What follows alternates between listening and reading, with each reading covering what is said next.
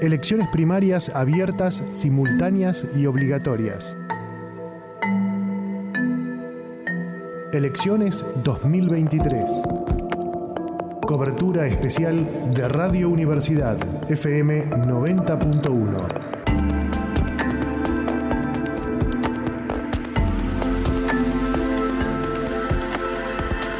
Facultad de Ciencias Sociales, UNICEN.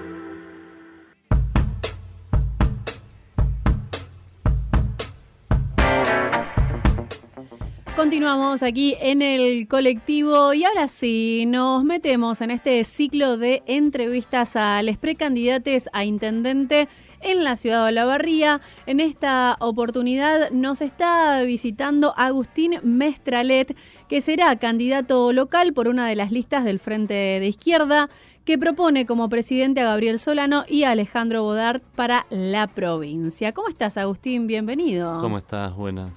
¿Todo bien? Muy bien. Con frío. Con frío, con un poquito de frío. Bueno, enseguida te vamos a hacer entrar en calor. Dale. Porque tenemos muchas preguntas para hacerte. Sobre todo, bueno, como es la intención de Radio Universidad, conocer, obviamente, las propuestas, los objetivos de cada uno de los precandidatos a intendente en nuestra ciudad, para que también, digamos, las personas, los vecinos y las vecinas de la ciudad de Olavarría puedan conocerlos, además. Sí. Y en ese sentido ya arrancamos con la primera. ¿Estás listo? Supongo. Sí. Buenísimo. Bueno, contanos en principio eso, ¿no? ¿Por qué decidís presentarte como precandidato a intendente en la ciudad de Olavarría? Mira, lo primero que hay que decir, en nuestra fuerza, que yo soy militante del Partido Obrero hace ya más de 10 años. Empecé a militar en la ciudad donde nací y viví hasta hace unos 8 años, que es en Tandil.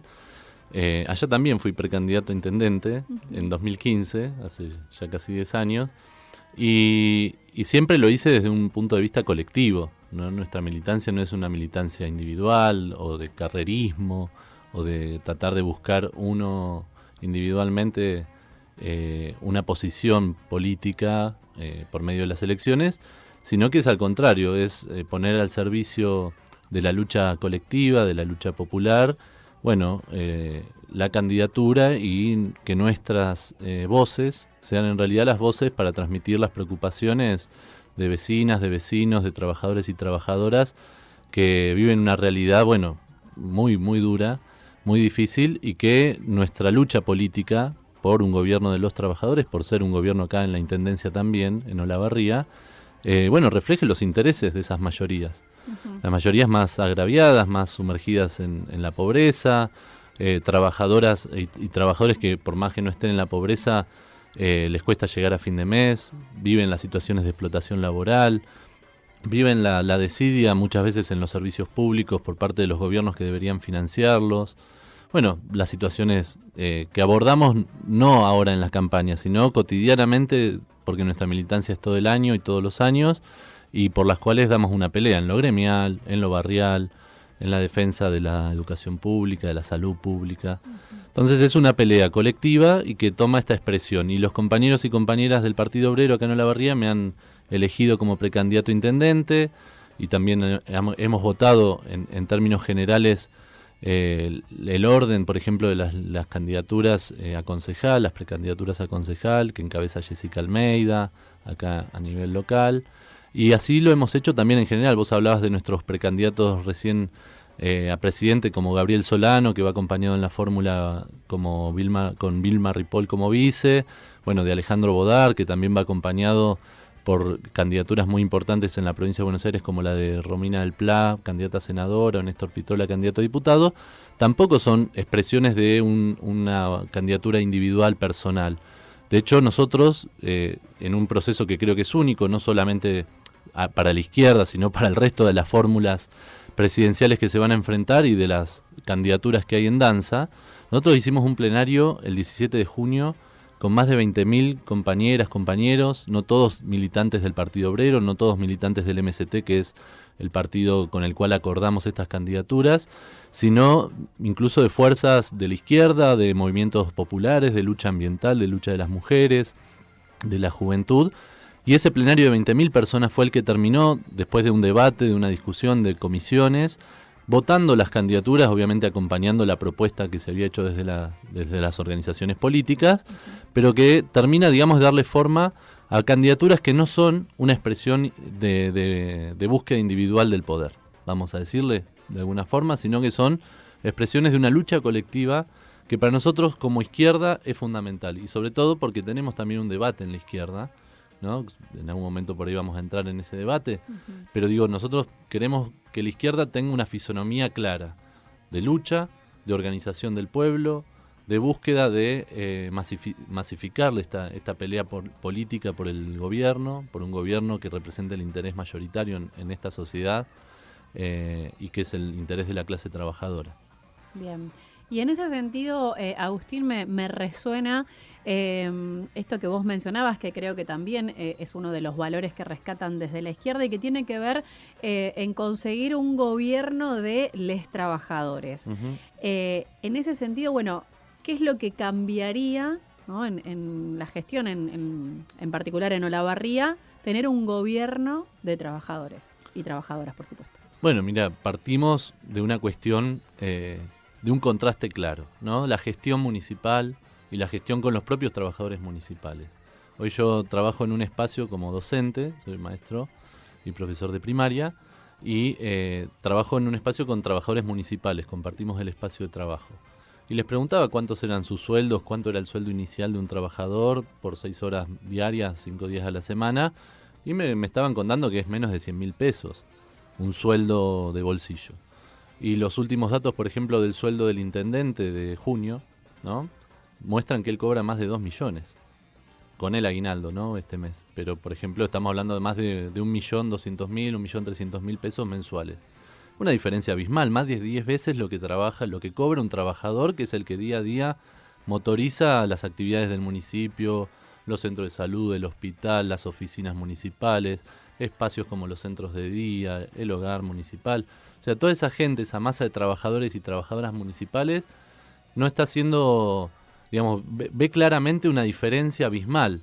Nosotros, por ejemplo, planteamos para la gestión municipal que un funcionario, un funcionario, alguien electo o no, digamos, puesto de la planta política, no pueda cobrar más que 2 o 3, digamos, pero estamos dispuestos a discutirlo, pero digamos, estamos dispuestos a ponerle un límite en relación al salario del trabajador municipal, de planta. Es decir, no puede ser que el intendente cobre excesivamente 10 veces más de lo que cobra un trabajador, que es el que día a día motoriza la actividad municipal y el que sostiene al municipio, ¿no? En sus actividades. Y lo mismo planteamos en todos los niveles del Estado, no solamente en el municipal. Lo hemos dicho, digamos, planteamos que en la provincia un legislador no puede cobrar más que un director de máxima de escuela, digamos, un máximo sueldo de un empleado de planta, de carrera, en el estado provincial. Y lo mismo los diputados, los senadores, los funcionarios del Poder Ejecutivo. El sueldo de todos esos funcionarios debería estar atado al salario mínimo. Y en todo caso que la realidad que viva un representante del pueblo o un funcionario electo sea en relación a la realidad que vive también el trabajador de a pie, el vecino, la vecina, el ciudadano, la ciudadana. Entonces, ese es un planteo de cómo gobernaríamos los trabajadores, con funcionarios electos y obviamente también revocables, porque planteamos que acá la democracia tiene que ser un acto de servicio hacia el pueblo, hacia la mayoría popular, y entonces no puede una persona prometer en campaña para ganar los votos el oro y el moro y terminar ejecutando una política contraria al interés mayoritario o incluso contrario a lo que prometió en campaña. Es decir, no podemos decir, como se ha dicho tantas veces, terminemos con la pobreza o darle un aumento a los jubilados a costa del beneficio de la especulación financiera y terminar gobernando a lo contrario, digamos, aumentando la pobreza y aumentando, digamos, las ganancias de los bancos a costa de hundir más los ingresos de jubilados, de pensionados y de los mismos trabajadores con la inflación. Entonces, ese es un cambio radical que planteamos para el municipio. Y después, obviamente, toda una serie de gestiones muy vinculadas a la gestión obrera, o al control obrero que le llamamos nosotros, que tiene que ver con esto, que las actividades, las obras públicas, los recursos del Estado y a dónde se destinan, el control del presupuesto, no sean una caja negra, no sean la decisión del intendente o de sus funcionarios y a dedo asignados los recursos, sino que haya una discusión, una verdadera deliberación popular para asignar los recursos a donde se considera prioritario. Entonces, por ejemplo, nosotros planteamos la cuestión de ejecutar las partidas presupuestarias, por lo menos una parte, y en función de las necesidades, con presupuestos participativos, es decir, con la colaboración, la participación directa de los vecinos, decidiendo hacia dónde dirigir los recursos, controlando que esos recursos se lleven adelante y que los recursos puestos, no sé, en la obra, en el desarrollo de la infraestructura, en la construcción de planes de vivienda, que además el TUBI, por ejemplo, acá en Olavarría ha sido muy cuestionado precisamente por la mala ejecución y por la falta de control que hubo en la asignación de los recursos municipales. Bueno, que eso se haga con el control y la supervisión directa de los vecinos. Y que planteamos, por ejemplo, en el caso de las localidades que vemos que están históricamente abandonadas y de muchos barrios que no son los céntricos, planteamos que haya también una parte del presupuesto. Por ejemplo, nosotros planteamos afectar el 25% de los ingresos del impuesto del derecho a la piedra, ¿no? De la tasa de a canteras y a cementeras.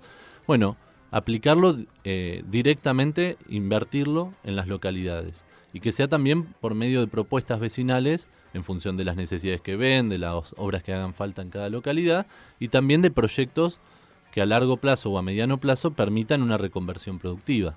Porque también sabemos que el principal recurso, que es el minero de nuestro municipio, es finito y se puede agotar y no va a durar eternamente. Entonces también debemos buscar una alternativa llegado el momento, cuando ese recurso ya no esté o ya no brinde los ingresos que brinda actualmente, para, bueno, pensar otras actividades que obviamente tienen que ser en consonancia con las comunidades, con las propuestas que haya y con el desarrollo de esas comunidades. Bien. Agustín, pienso, ¿no? en esta idea que propones vos como candidato a intendente, esta idea de consultar siempre, ¿no? con el pueblo, con el vecino, con la vecina, a ver hacia dónde destinan presupuesto, ¿no? Pero digo, bueno, me imagino que ahí convergerán varias intenciones u opiniones y demás. En ese sentido, te pregunto, te consulto, ¿cómo vas a definir vos en tu gestión cuáles son las prioridades? Bueno, claro, ¿no? Porque digo, esto no es afectar todo el presupuesto municipal a la voluntad popular. Claro, porque yo pienso, nosotros tenemos un las planteo personas de las transformación. localidades van a querer, no sé, invertir el presupuesto en conseguir un médico de guardia, una médica de guardia. Pero ahí van. Pero uno ve en la charla con los vecinos, en los barrios y en las localidades, que la gente no plantea cosas delirantes, no plantea cuestiones de mega obras, sino cuestiones que se sienten como una necesidad inmediata. Una necesidad inmediata, esto que vos decís con este ejemplito de la atención de la salud. Y hoy por hoy tenemos un hospital que está súper desbordado en la atención de guardia, que no hay turnos inmediatos para atender especialidades, que una práctica médica te la derivan y te la patean, o que incluso tenemos, digamos, esto de que por un incumplimiento del propio gobierno municipal de la paritaria, los trabajadores toman medidas de fuerza que terminan afectando obviamente la atención, pero que son responsabilidad política del intendente. Entonces tenemos esta situación en salud. ¿Cómo atendemos a la cuestión y a las necesidades, por ejemplo, de gente que no vive cerca, que no vive ahí nomás del hospital, que vive en los barrios o que vive en localidades que ya quedan a una distancia mayor? Bueno, con la atención primaria de la salud. Claramente el presupuesto en salud municipal, en salud pública, es gran parte del presupuesto municipal y obviamente no hay que desatenderlo, sino al contrario, sumar más recursos. Pero hay que administrar mejor esos recursos y poner como prioridad la atención primaria de la salud. Nosotros llevamos en la lista de concejales a Silvia de la Torre, en quinto lugar. Y charlando con Silvia cuáles tienen que ser nuestras prioridades en la atención de la salud, ella plantea claramente, y nosotros obviamente lo venimos defendiendo incluso en oportunidades anteriores en las elecciones, que acá el centro de la prioridad de la salud es la atención primaria, es decir, la prevención, es atender la enfermedad antes que se complique, antes que derive en una cuestión más compleja, más grave, o antes que se esparza una enfermedad contagiosa. Y obviamente en curar en salud, es decir, en prevenir, en evitar las enfermedades con un seguimiento, con un acceso rápido, directo de las vecinas y los vecinos, y sobre todo de las poblaciones más vulnerables, los niños, los mayores los adultos mayores, las personas con enfermedades crónicas, es decir, teniendo un cordón primario de atención efectivo, eficiente, y nosotros planteamos que sin necesidad de grandes inversiones en contratar nuevo personal, se puede reorganizar la planta funcional actual de médicos y médicas y enfermeros para, por ejemplo, duplicar los turnos de atención de las salitas. Hoy por hoy atienden la mayoría solamente en turno mañana. Cuando atienden y cuando hay personal médico y cuando se garantizan suplencias y reemplazos para médicos que por ahí por alguna u otra razón no están pudiendo trabajar, solamente de mañana. Y las personas, los vecinos y vecinas de los barrios, tienen que penar y estar desde temprano, 6, 7 de la mañana, para sacar un turno en ese día si se les surgió una urgencia. Eso no puede ser así. Nosotros planteamos turnos a la mañana y a la tarde y garantizar con la actual planta funcional, bueno, con lo que sería, digamos, los doctores y doctoras y los enfermeros y enfermeras que actualmente hay, cubrir efectivamente esos turnos en todas las salitas y en los hospitales y en los centros de atención de la salud de las localidades. Y eso quizás no implica una gran inversión y implica una reorganización que hoy por hoy no se está dando. Claro, porque uno de los principales problemas que mencionan, ¿no?, en estas manifestaciones de las cuales vos hacías referencia, porque de hecho yo he podido estar en estas conferencias de prensa y demás, es que no hay personal, ¿no? O incluso el personal que estaba se va yendo, ¿no?, del hospital justamente por esta precarización también laboral, o también, bueno, hablaban del pluriempleo que tienen que abordar los profesionales de la salud para alcanzar un sueldo digno. Claro. Y en ese sentido también preguntarte cómo piensan resolver también la falta de personal, pero quizás en otras áreas del hospital, porque otro de los reclamos era justamente de las personas que se ocupan de la limpieza y también del comedor, que hoy en la actualidad hay 3 personas para 500 solamente viandas, para 500 viandas. Sí. Bueno, claramente no decimos que no falte personal, pero digo, los primeros cambios se pueden aplicar y mejorar muchísimo la atención y sobre todo la atención primaria, porque uno entiende por qué se necesitan tantas viandas en el hospital y porque no hacemos un trabajo efectivo de prevención, de atención en el primer nivel de la salud. Entonces llegamos a situaciones complejas, internación, un hospital desbordado, a que la gente, como no tiene turnos en las salitas, va a la guardia sistemáticamente y los pocos médicos que hay en guardia se ven todo el tiempo desbordados y teniendo que atender a cientos de personas, 3, 4 médicos. Entonces claramente nosotros planteamos el problema desde un punto de vista de reorganizar el sistema y de atender a esto que vos decís, también desde lo salarial, pero también, digamos, desde las condiciones laborales. No solamente para los profesionales de la salud, sino de garantizar que, por ejemplo, la carrera médico-hospitalaria se aplique al conjunto de los trabajadores de la salud. A enfermeros, enfermeras, mucamas, trabajadores, por ejemplo, de la limpieza y del comedor del hospital. Y atendiendo a una jerarquización, precisamente con la carrera médico-hospitalaria, del conjunto de los trabajadores de la salud municipal. Y obviamente, como te decía, hoy hablando de esto de los salarios de los municipales, nosotros planteamos que hoy por hoy ningún salario, ningún trabajador trabajando en blanco puede estar por debajo de la línea de pobreza. Hoy la línea de pobreza, la canasta básica, está en 220.000 pesos. Nuestro planteo en términos nacionales es que ningún trabajador tiene que cobrar por menos de la canasta familiar, que es incluso un poco más, porque ahí se considera, según algunos cálculos de estadísticos y de trabajadores del INDEC, que han hecho un relevamiento, se consideran esos 350.000 pesos, además de lo básico, alimentación, vestimenta, gastos en servicios mínimos, un alquiler, una capacidad de servicios mejores, de esparcimiento, de acceso a la cultura. 350.000 pesos no es una locura y vemos que todo el tiempo la inflación nos lleva a que no llegamos a fin de mes, incluso con una cifra de ese estilo, pero nosotros planteamos que por lo menos el trabajador municipal, cumpliendo su jornada completa, no puede estar por debajo de 220.000 pesos.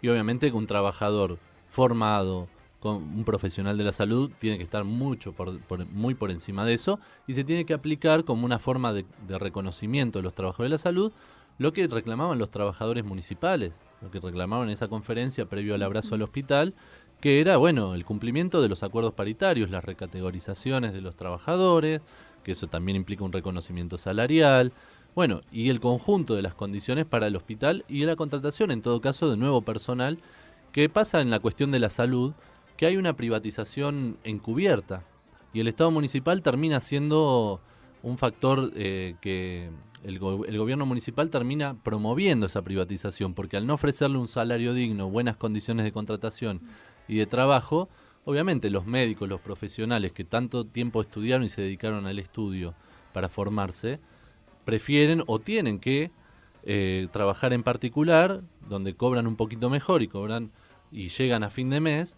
y entonces es una competencia en todo caso, digamos, que el Estado municipal tiene que generar una mayor oferta salarial y mejorar en eso la contratación y la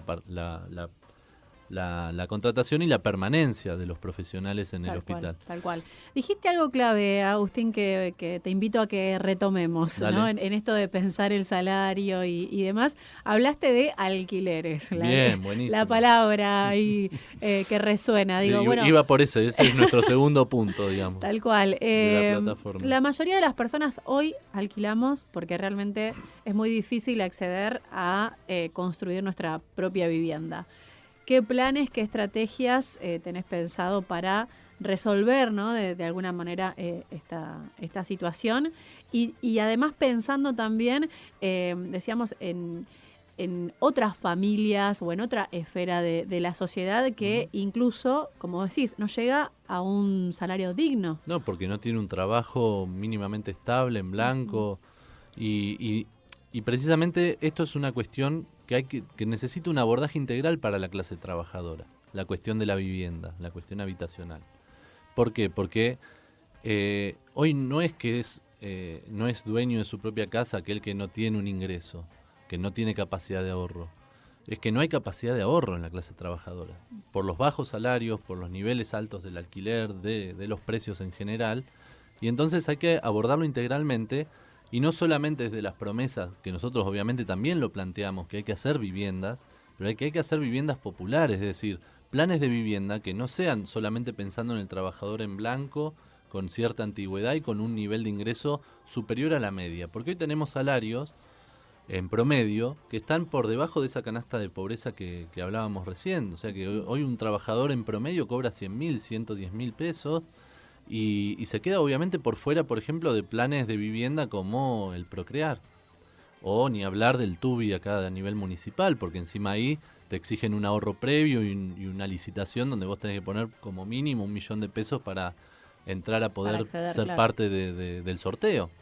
Entonces, los planes de vivienda que se proponen desde el gobierno nacional, provincial, el municipal, terminan siendo, bueno, muy focalizados, muy sectorizados, y en muy pocos casos para trabajadores, porque termina, digamos, accediendo a alguien que ya o tenía un recurso, tenía un ingreso, o que tiene esa capacidad de acceder. Entonces, hay que pensar en el común del trabajador, que hoy está en un nivel salarial muy inferior a la canasta básica, y en trabajadores que se ganan el pan día a día, pero de formas informales, están en la informalidad, precarizados, monotributistas, personas que changuean, que no tienen un empleo, que buscan empleo y no lo consiguen.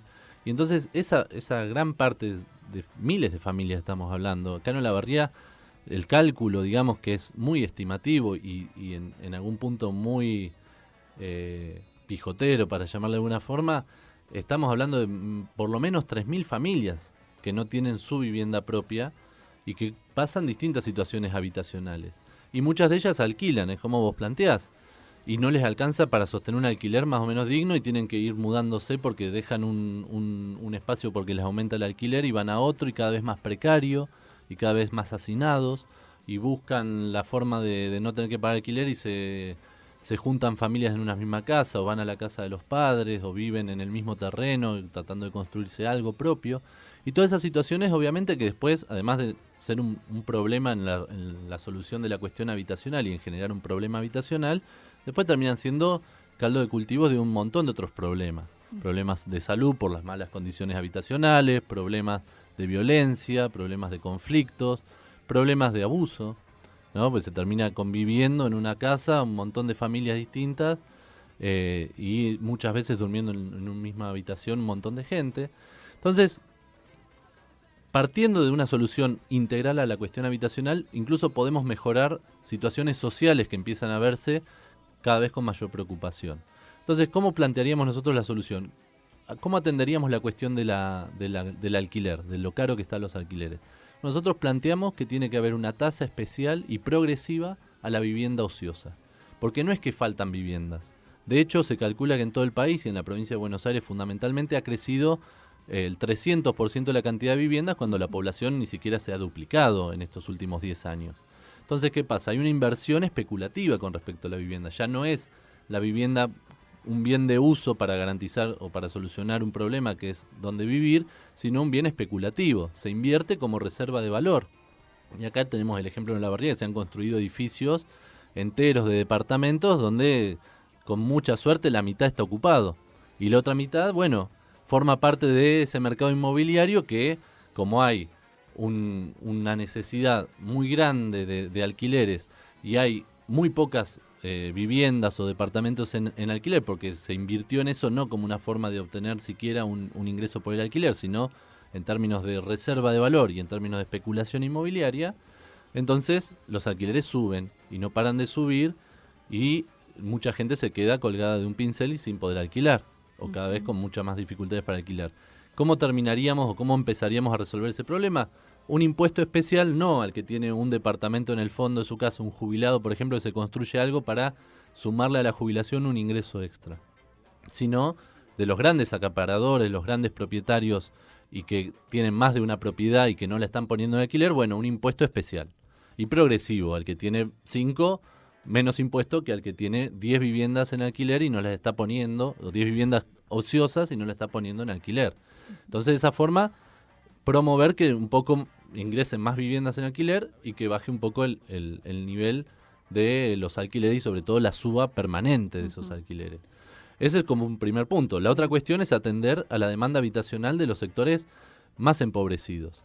Entonces ahí ya no un plan como el Procrear, mucho menos como el TUBI, sino un plan de viviendas sociales, populares, que sean además dinamizador de la economía, que sea un factor de desarrollo de la producción que mueve gran parte del municipio, minera, cementera, de la industria de la construcción, y que de esa manera se puedan construir desde el Estado municipal, obviamente no solamente con fondos municipales, sino también atendiendo a los fondos nacionales y provinciales que pueda haber en la materia, construir planes de vivienda que la gente no quiere que se las regalen, sino que quiere poder pagarlas a un nivel que su ingreso le permita. Claramente. Entonces nosotros planteamos que haya cuotas de no más del 25% del ingreso familiar y que sean obviamente cuotas fijas y a tasa cero. Es decir, que esto sea una inversión para que se dinamice la economía, la producción, haya generación de trabajo en blanco, genuino, por medio de estos planes, y que además venga a solucionar un problema habitacional de miles de familias en el municipio. Otra gran cuestión es que mucha gente tiene la capacidad constructiva, o la capacidad de a poco de construirse una casa, de comprar los materiales, de hacérsela.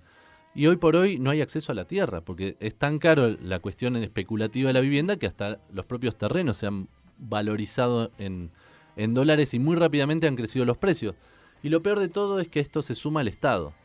El Estado mismo no solamente deja correr la especulación inmobiliaria, sino que se convierte en un especulador inmobiliario más, por ejemplo, cuando ofrece un terreno a 3 millones de pesos, como pasa con los terrenos del Piquelado. Y no solamente el Estado municipal, ¿no?, que obviamente tiene una política en este sentido muy favorable a favor de la especulación inmobiliaria. El propio Estado nacional, los terrenos del Procrear, el último Procrear 2 que se largó la inscripción, los ofrece, está cobrando 3 millones de pesos. El crédito es para comprar solo el terreno. Cuando hace año y medio, 2 años, el terreno salía a 1 millón de pesos. Entonces, ¿con qué necesidad un terreno que ya se urbanizó, ya se loteó y se pasaron los servicios, crece 3 veces su precio en menos de 2 años, ¿sí? Y el Estado encima cobra un crédito que se actualiza, porque si bien tiene una cuota accesible, el crédito Procrear se actualiza, ¿no?, y mes a mes va cambiando su valor. ¿Por qué el Estado Nacional hace parte de la especulación inmobiliaria? ¿Por qué no ofrece esos terrenos a un costo más accesible? Porque además la familia que entra en un Procrear no es que va a tener los recursos para construirse y levantarse la casa por sí misma. Sin el crédito para la construcción está muy limitada y va a terminar pagando lo que era de alquiler en el crédito para acceder al lote. Entonces estamos en un retroceso, en vez de avanzar en un sentido positivo para la mayoría de la población, estamos retrocediendo, y todo en función de una especulación inmobiliaria que deja en el margen a cada vez más gente, en el acceso al alquiler, en el acceso a la vivienda. Ante eso planteamos, ante la cuestión de la tierra, bueno, que tiene que haber un banco de tierras fiscales y ociosas, empezando por las tierras que son de propiedad municipal, provincial o nacional, ¿no? Tener claridad y que sea un banco público, de acceso público, y sepamos todos cuáles son los terrenos disponibles y que haya un plan general del municipio para urbanizar los lotes y entregarlos. Y entregarlos de la misma manera que decíamos recién con un plan de vivienda, es decir, no pidiendo una salvajada a valor de comercial, ¿no? Del precio del mercado, sino pidiendo algo moderadamente accesible que permita refinanciar las obras y la urbanización y que sea con un tope en función del ingreso familiar. Es decir, la gente que nos ha pasado cuando hemos acompañado procesos de recuperación de tierras, cuando ha habido reclamos por la vivienda frente al municipio en los acampes de 2020, la gente no quiere algo regalado, pero quiere algo que pueda acceder en términos de vivienda, en términos de lotes, de acceder incluso, y muchas veces la gente resigna comodidades, resigna acceder a servicios, no le importa que el lote quede por fuera de la planta urbana mientras tenga una casa o un lugar donde poder construírsela. Y eso tampoco está bien porque termina siendo un caos. El desarrollo urbanístico no termina viendo ningún tipo de planificación y la ciudad se expande para donde puede, la gente se instala donde puede y termina viendo problemas urbanísticos. Nosotros queremos lo contrario, que haya un plan, que haya una urbanización planificada y que se entregue en función de las necesidades y en función también del acceso, de la posibilidad de acceso y de la capacidad de poder adquisitivo de cada familia. Te recordamos que estamos transitando este ciclo de entrevistas a les precandidates a intendente en la ciudad de Olavarría. En esta ocasión tenemos la visita de Agustín Mestralet, que es candidato local por la lista del Frente de Izquierda. Y vamos a meternos en otro gran tema, Agustín, que tiene que ver digamos, en la relación y la articulación con las organizaciones sociales, que sabemos que en muchas instancias, y lo hemos abordado incluso con vos en cuanto a las manifestaciones que han hecho desde el FOL o desde el Polo Obrero, digo, muchas veces son las organizaciones sociales las que están ahí para ayudar, como decíamos, quizás a las personas más vulnerables, a las familias que hoy no pueden acceder a un trabajo formal, que hacen changas, que no llegan, por ejemplo, a conseguir la comida para todos los días. Bueno, ¿cómo piensan trabajar ustedes en este sentido y, como decíamos, ¿no?, en articulación con las organizaciones sociales? Bueno, mira, es como vos decís, las organizaciones se han vuelto, digamos, un eslabón de contención de la demanda, ¿no?, hacia el municipio, que en el caso, por ejemplo, de las organizaciones compañeras de la Unidad Piquetera, el FOL, Polo Obrero, ¿no?, nosotros tratamos de hacer todo un esfuerzo por organizar esa demanda y que el municipio la atienda, que el Estado se haga responsable.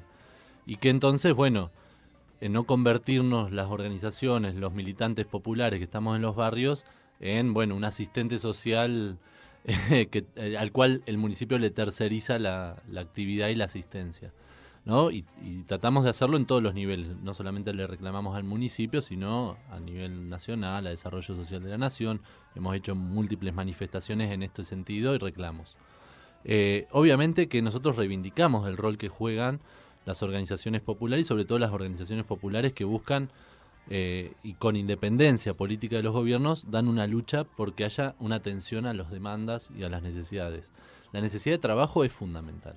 Está cada vez más extendido, como decíamos recién, el trabajo informal, la precarización laboral, distintas formas de encubrir la relación laboral en la cual, por medio del monotributo, de las tercerizadas o de distintas figuras legales que lamentablemente la ley de reforma laboral nos ha enchufado, digamos, encubren una relación laboral y la gente termina o trabajando en negro o por sus propios medios o inventándose el trabajo porque no lo hay. Claro, sí, eso, pienso también incluso en que hay poco acceso al trabajo, Sí. lo hemos charlado también en otras ocasiones, digo, pensando por ejemplo en los jóvenes, ¿no? En las juventudes, formación. que intentan buscar un trabajo formal, pero que se encuentran con un montón de trabas. Sí, sí, y que la primera experiencia ya para la juventud, para los que salen de estudiar y entran al mercado laboral, es precario ya. Ya es los Rappi o los pedidos ya, o sea, formas de completamente brutales de encubrir una relación ahí entre empleador y empleado, esta idea de que sos un emprendedor, pero en realidad estás a cuenta de multinacionales como las aplicaciones de los celulares.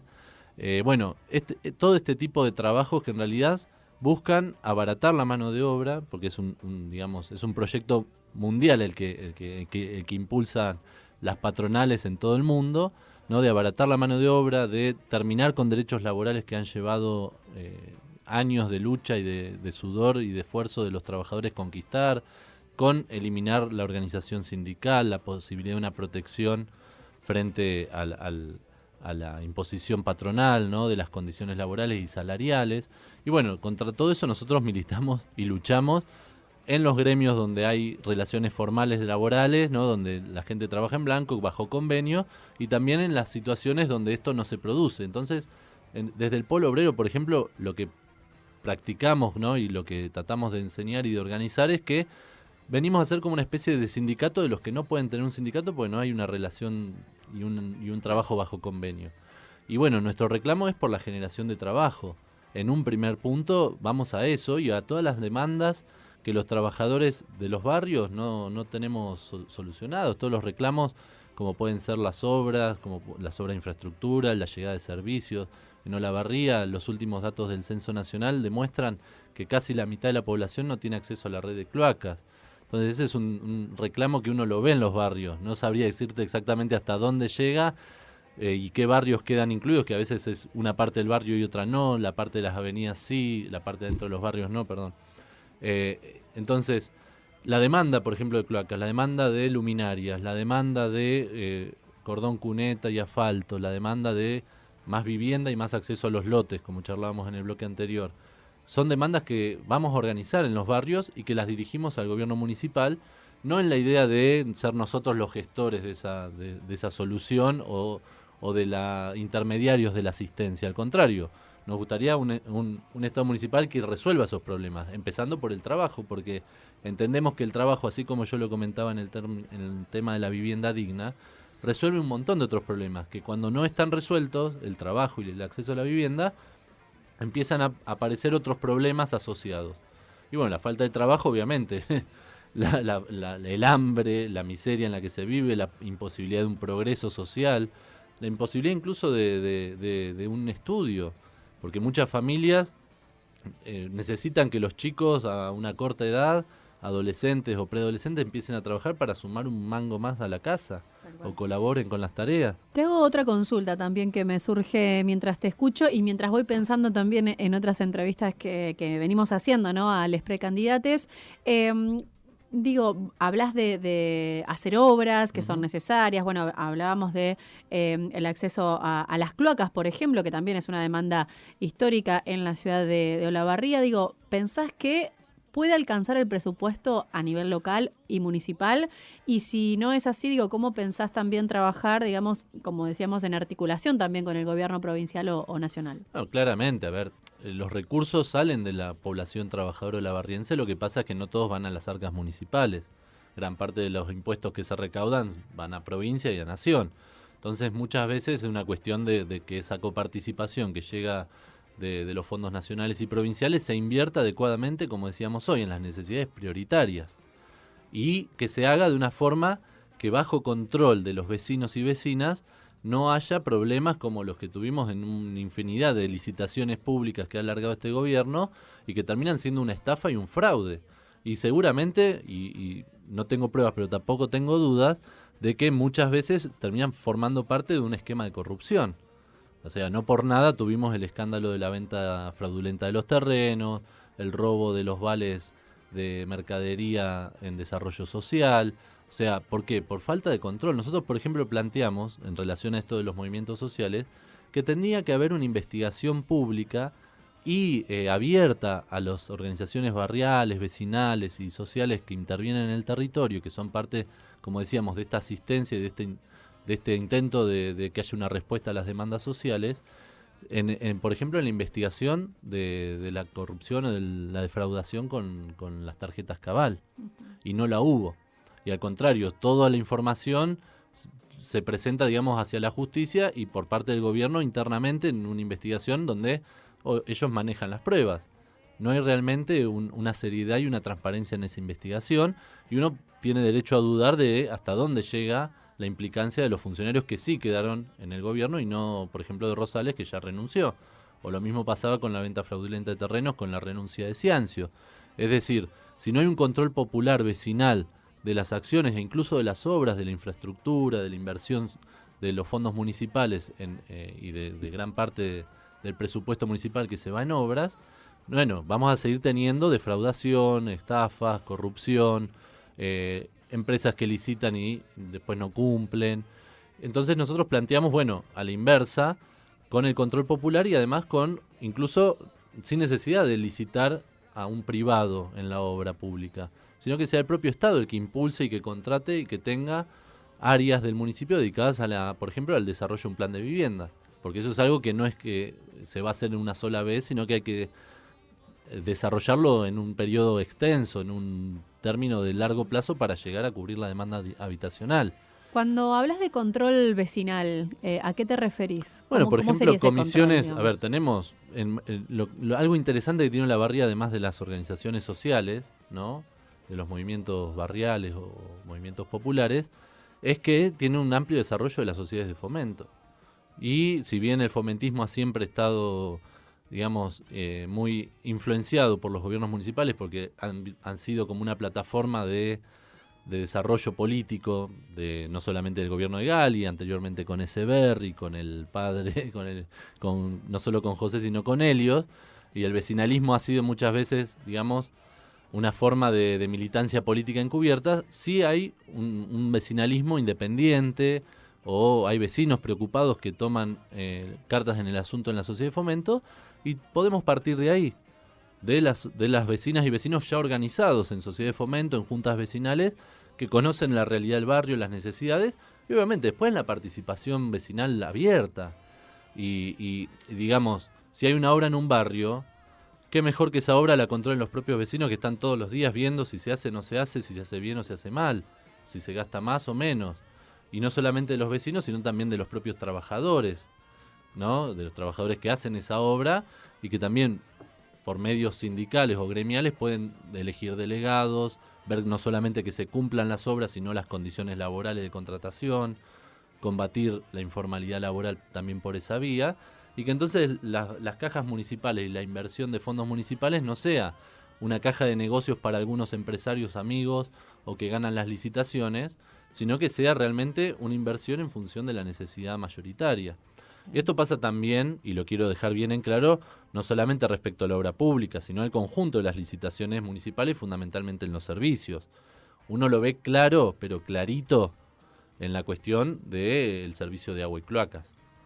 Porque Copelectric, ¿no?, y el curismo, que es socio político de Gali, tiene todas las ventajas habida y por haber en un servicio que monopoliza.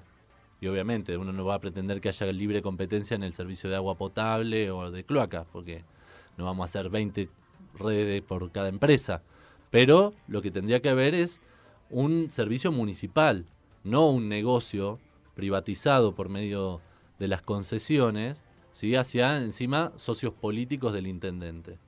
Y entonces le dan un aumento tarifario como el que tuvimos brutal, del 200%, no lo controlan en el tratamiento de los fluidos y los efluentes cloacales que después van al arroyo, que terminan contaminándolo.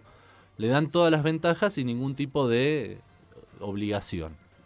Y tenemos el servicio que tenemos con el agua que se corta, no solamente en verano, sino que la presión no alcanza gran parte del año en muchos barrios. Tenemos no solamente el servicio de agua y cloaca, sino también el eléctrico, que es también todo un desastre, además de los aumentos tarifarios y lo caro que se ha puesto. Entonces, En ese sentido, nosotros planteamos un control directo de los vecinos y de las comunidades y de los trabajadores de la ciudad y de las localidades respecto a los servicios que en última instancia son financiados por los impuestos de cada vecino y cada vecina. Y lo mismo podemos decir, por ejemplo, y hablando esto de la relación con los movimientos sociales, del servicio de recolección de residuos de Malvinas. Ahora se le dio la licitación del programa Giro y nosotros tomamos muy seriamente, por más que no seamos políticamente afines con los compañeros del MTE, de la cooperativa Viento en Contra, de cartoneros, sí tomamos muy seriamente la denuncia que ellos hacen. Y quisiéramos, si fuéramos gobierno en el municipio, implementar realmente un programa de recolección diferenciada de residuos, de separación en origen y de reciclado, pero no solamente dándole lugar a los cartoneros o a los que viven del reciclaje de manera informal, sino contratándolos y dándoles un trabajo en blanco y derechos laborales y que realmente funcione un programa, porque hoy por hoy, por lo que se denuncia y por lo que uno ve, es una mascarada, es simplemente una caja de cartón, ¿no? El espacio de Giro y todo el programa municipal de Giro, y no se cumple realmente con el objetivo de eliminar o de terminar o de disminuir la cantidad de basura que va al relleno sanitario. Relleno sanitario que además, por esto te hablaba del control de los trabajadores, los mismos trabajadores de Malvinas han denunciado que tiran por medio de canales los fluidos y efluentes al propio arroyo. Entonces, no hay ningún tipo de control sobre esas concesiones, al contrario, más negocios se les brindan, por ejemplo, a Malvinas. Entonces, uno tiene el derecho a sospechar y nosotros lo haríamos y llevaríamos adelante una auditoría, que todas estas concesiones se pueden rescindir porque hay incumplimientos de contrato, porque se ha garantizado un gran negocio a costa de no brindar un servicio como el que debería ser, y que entonces, bueno, hay que rearmar todos esos servicios y plantearse, digamos, una participación directa de los vecinos que son los involucrados, son los que en última instancia reciben los beneficios o las consecuencias dañinas de una mala gestión en la recolección, en el tratamiento de las cloacas, en el servicio de agua. Bien.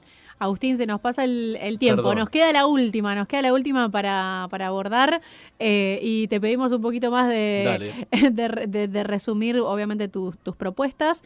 También las preguntas son amplias. Son muy amplias las preguntas y bueno, y es así.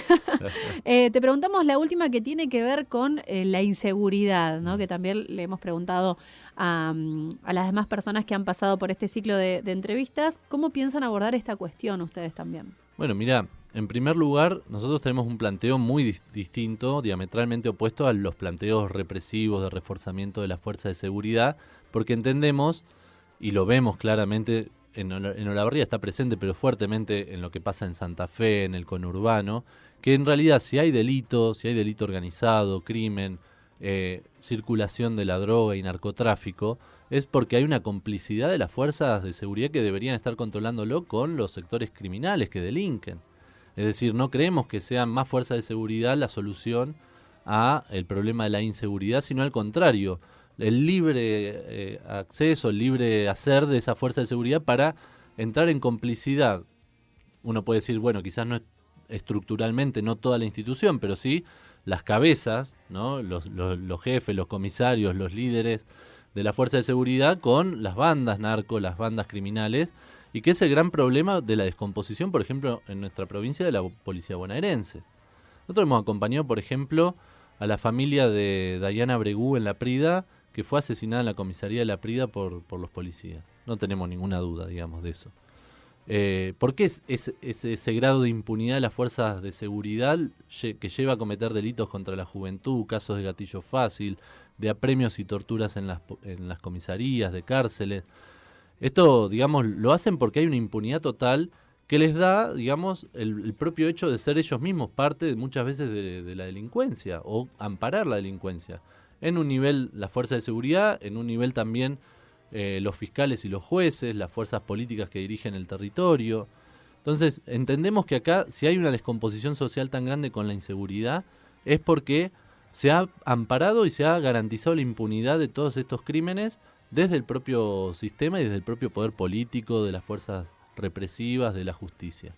¿Y cómo terminaríamos con esto? Bueno, nosotros tenemos un planteo que no pasa solamente por lo municipal, pero que también es aplicable al municipio, de control social y popular sobre las fuerzas de seguridad, de apertura de los libros de guardia y de trabajo de las comisarías, de elección incluso de los comisarios, así como planteamos elegir jueces y fiscales, y que no tengan que rendir cuentas al que los puso ahí a dedo, que es un funcionario político, y que entonces tiene que rendir cuentas a alguien en persona, digamos, como una cuestión de poder personal feudal, sino que tenga que rendir cuentas a la población, y si no hace bien su trabajo, que también pueda ser removido y electo otra persona.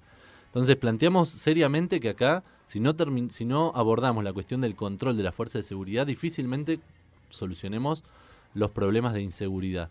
Después hay otras cuestiones para resolver, para llevar adelante, que es, como te planteaba hoy, los reclamos que vemos en los barrios son de luminarias, de que las calles tienen que estar y los espacios públicos tienen que estar bien iluminados para que la gente pueda circular con seguridad, no ser atracado o abordado en cualquier momento. Tiene que haber, obviamente, soluciones en ese sentido. Pero las soluciones, entendemos nosotros, pasan por un control social de esa fuerza de seguridad.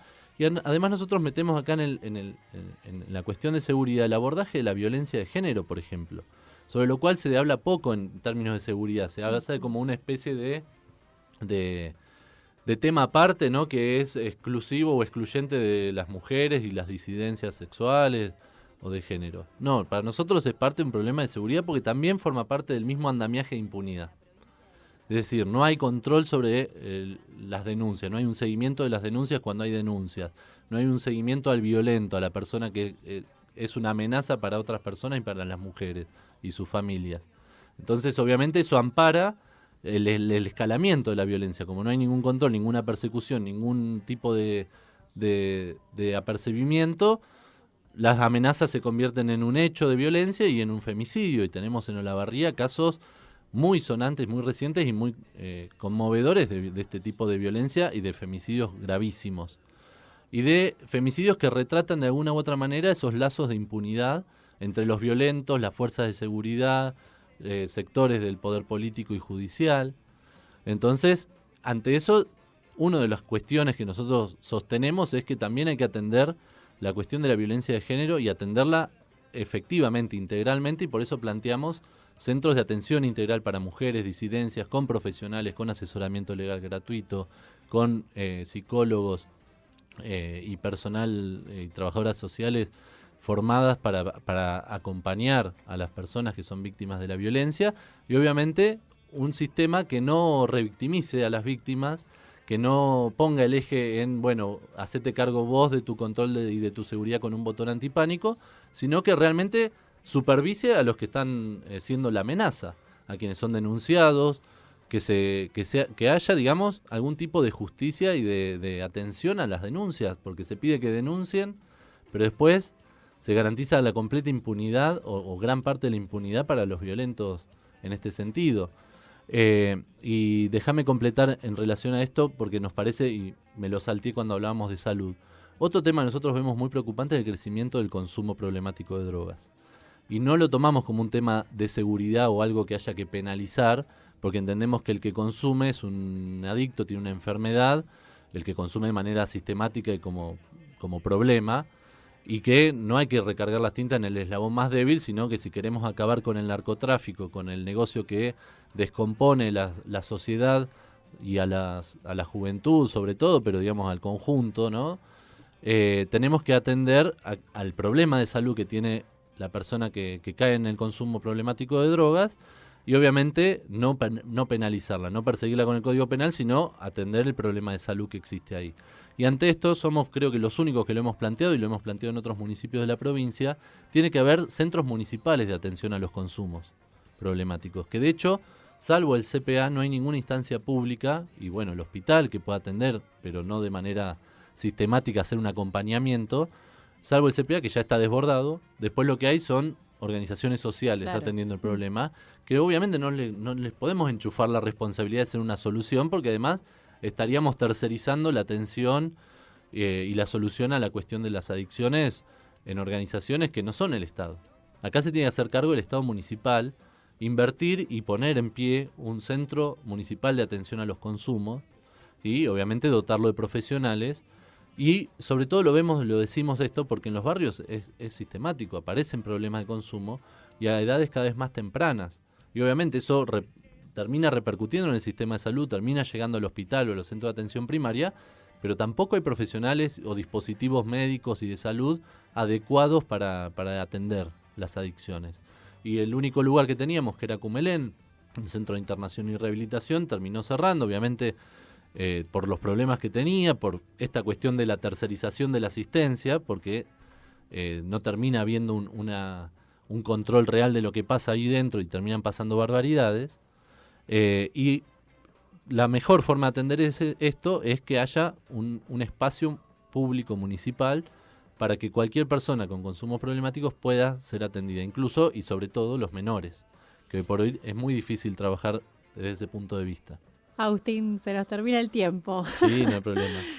Nos quedaríamos más tiempo charlando, como nos ha pasado con todos los precandidatos, pero no va a faltar oportunidad seguramente para seguir dialogando, seguir abordando obviamente todas tus propuestas y las propuestas, ¿no? del espacio también político del Frente de Izquierda. Te agradecemos mucho esta visita y bueno, como decíamos, seguimos en contacto. Sí, cómo no. Muchas gracias a ustedes por brindar estos espacios.